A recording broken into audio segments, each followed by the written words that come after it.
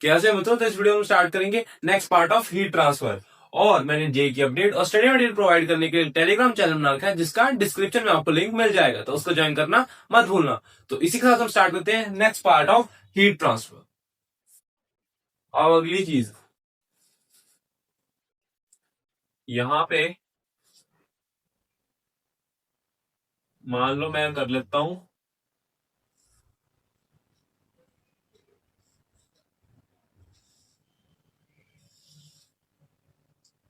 ये एल है, ये के है और ये ए है।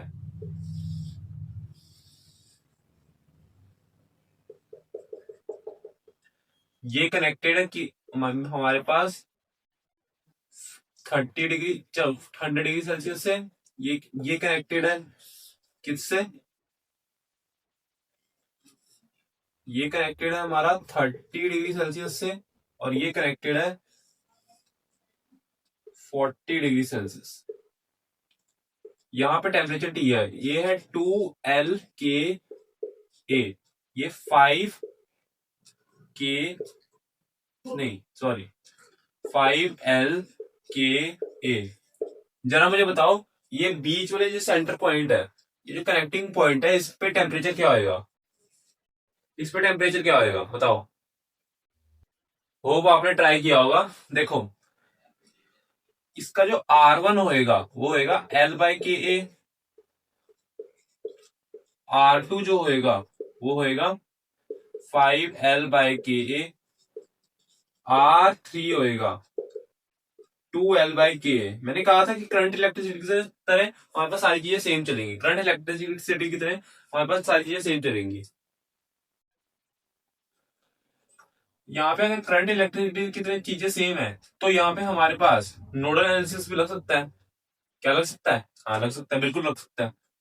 तो नोडल एनालिसिस लगाते हैं। T-100/L/Ka plus T-40/L/Ka, T-30/2। ये कितना था? ये 5 था। T-32L/Ka equal to 0। L/Ka common लेके निकाल दो, ये आ जाएगा T-100 प्लस T-40/5 T-30/2। यहां से टी की वैल्यू निकालते हैं। देखो, टी को इकट्ठा करते हैं, इसको ये हमारे पास क्या बनेगा? देखो, जब इसको इकट्ठा करेंगे हमारे पास बन जाएगा 10T+2T+5T माइनस 108 प्लस बन जाएगा 15 इक्वल टू 0। ये बन जाएगा 8T/10। ये हमारे पास क्या आएगा? 123। ये बन जाएगा 1230/8। इसको थोड़ा सॉल्व करता हूं, क्या बन जाएगा?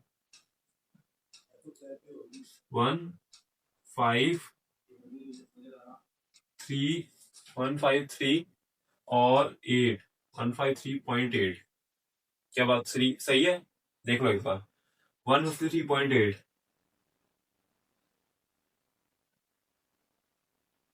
हाँ सही है, हमारे पास आंसर आ रहा है 153.8 डिग्री सेल्सियस।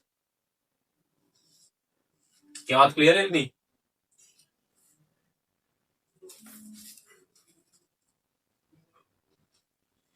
अगर मैं कहूं,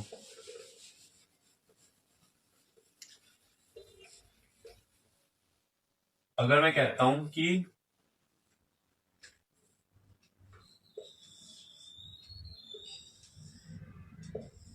ये मेरे पास तीन रोड्स पैरेलल में लगी हैं,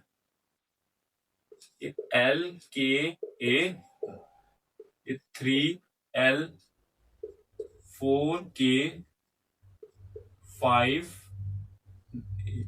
4K, चलो ए ले लेते हैं, और ये 6, ये R1 है, ये R2 है, ये इसका R3 है, ये है 2L 4K और A। क्या बात क्लियर है इतनी? हमारे पास ये दे रखी है फाइंड R, यहाँ पे मैं टेम्परेचर बता देता हूं, ये है 40 डिग्री सेल्सियस, ये 0 degree Celsius. Find R equivalent, बताओ, आपने निकाला होगा। देखो R1 तो आ रहा है L/Ka, R2 आ रहा है R2 आ रहा है 3L/4Ka, और R3 आ रहा है, देखो 2 और 4 कैंसिल हो जाएंगे, आ जाएगा L/2Ka। अब इसको मैं देखो थोड़ा सिंपल करने की कोशिश कर रहा हूं, इसको मैं कह देता हूं R, इसको मैं कह देता हूं फिर R/2, क्योंकि ये L/K तो R ही हमने ले लिया, तो ये कह देते हैं R/2, और इसको कह देता हूं मैं, क्या कहूं, L/K है ना, 3/4 R। क्या बात क्लियर है? अब इसे सॉल्व करते हैं। कितने वेरिएबल्स को देख के हमारे पास कंफ्यूजन हो सकती है, इसलिए पहले मैंने ऐसे कर लिया। तो ये आ जाएगा 1/R इक्वलेंट, तो ये आ जाएगा 1/R प्लस 1/R/2 1/3R/4, ये आ जाएगा R equivalent, 1/R equivalent is equal to 2/R plus R plus 4/3 R, 4/3R।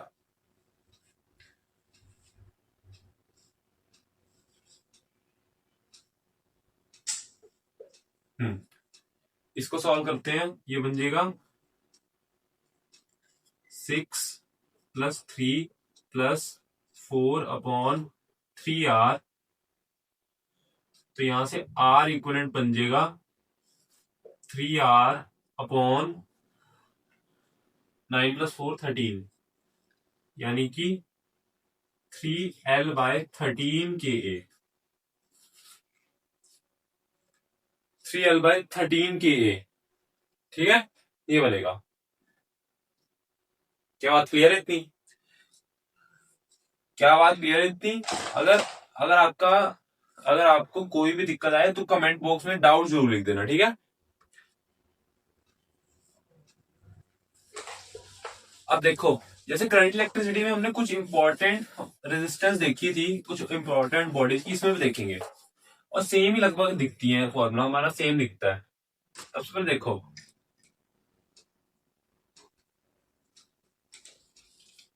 हमारे पास जब मान लो अगर ये सिलेंडर है,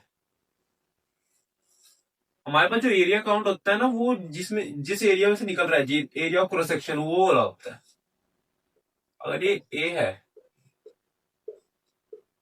ये भी हमारे पास ए है, यहां से क्यू निकल रहा है, तो इसका जो आर होगा वो होगा L/Ka। ये तो बात सबको पता है, ये तो बात सबको पता है। और अगर मान लो मैं कह देता हूं, हमारे पास बाहर वाला जो रेडियस है वो R1 है, अंदर वाला जो रेडियस है वो R2 है, तो हमारे पास सिलेंडर के केस में क्या होएगा, रेजिस्टेंस बन जाएगा L/K πR1² माइनस πR2², ये बन जाएगा। अब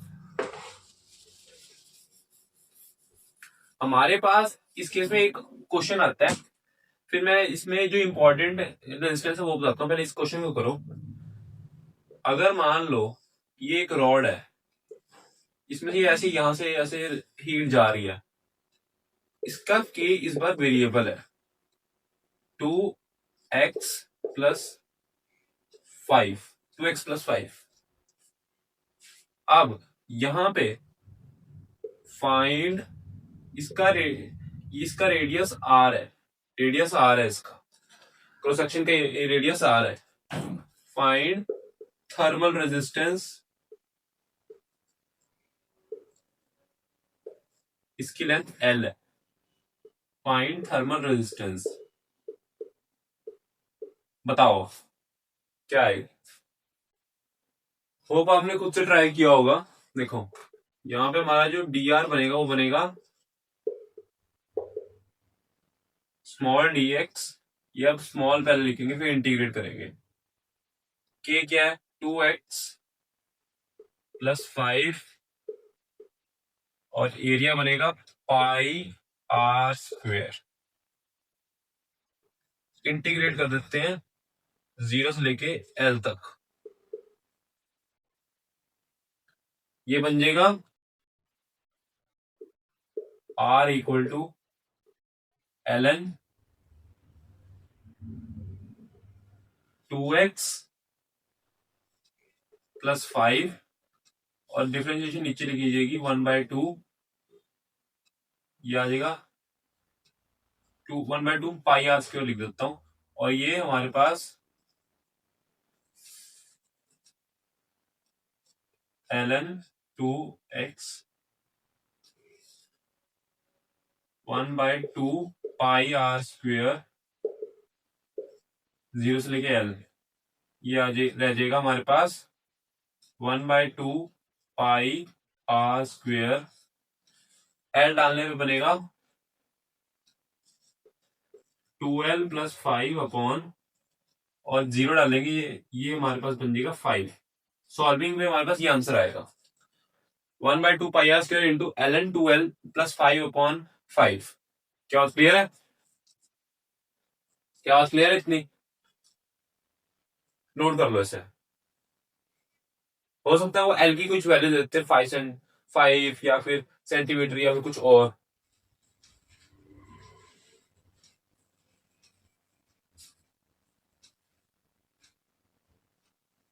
देखो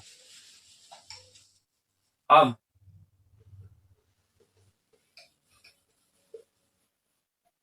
मान लो ये क्यूब है,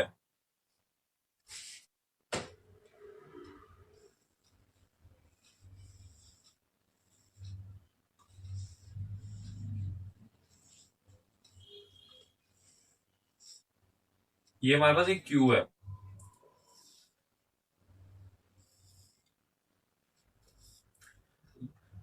ये ए है, ये बी है और ये सी है। क्यू ए सी यहां से जा रहा है, मतलब यानी ए सी वाले ए और सी डायमेंशन वाले एरिया में से तुम्हारे पास क्यू गया, यहां से निकला, यहाँ पे क्यू क्या निकला बी ए, और यहां से निकल गया, यहाँ पे आया, यहां से निकला और यहां से निकला और उधर से निकल गया। ये क्या बनेगा क्यू, कौन सी डायमेंशन है ये, बी नहीं ए सी, या ए सी तो हो गया यार, B C, Q B C. क्या बात क्लियर है? तो देखो यहां से R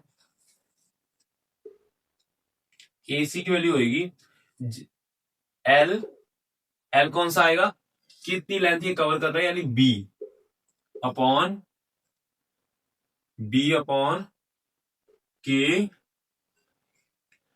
A C, R B ए, ये आ जाएगा सी। देखो लिखने का ट्रिक क्या है, जोन सी टर्म यहाँ पे नहीं है उसको ऊपर लिख दो, बाकी दोनों प्रोडक्ट नीचे लिख दो। याद करने का तरीका ये है कि ये बी लिख देते हैं, बी है, आर कितना कौन सा रह गया बी सी, ये बताया जाएगा ए अपॉन के बी सी। क्या बात क्लियर है? ये 3 केसेस बनते हैं। क्या बात क्लियर है? ऐसे जाता है। सेम करंट इलेक्ट्रिसिटी वाली चीजें हैं, एक बार से देखो। अभी के लिए बस इतना ही। अगली वीडियो में हम हीट ट्रांसफर का अगला पार्ट देखेंगे। होप सो इस पार्ट में आपको चीजें क्लियर होंगी, कॉन्सेप्ट्स क्लियर हुए होंगे। अगर वीडियो अच्छी लगी तो वीडियो को लाइक कर दो, चैनल सब्सक्राइब कर दो। Okay, thank you.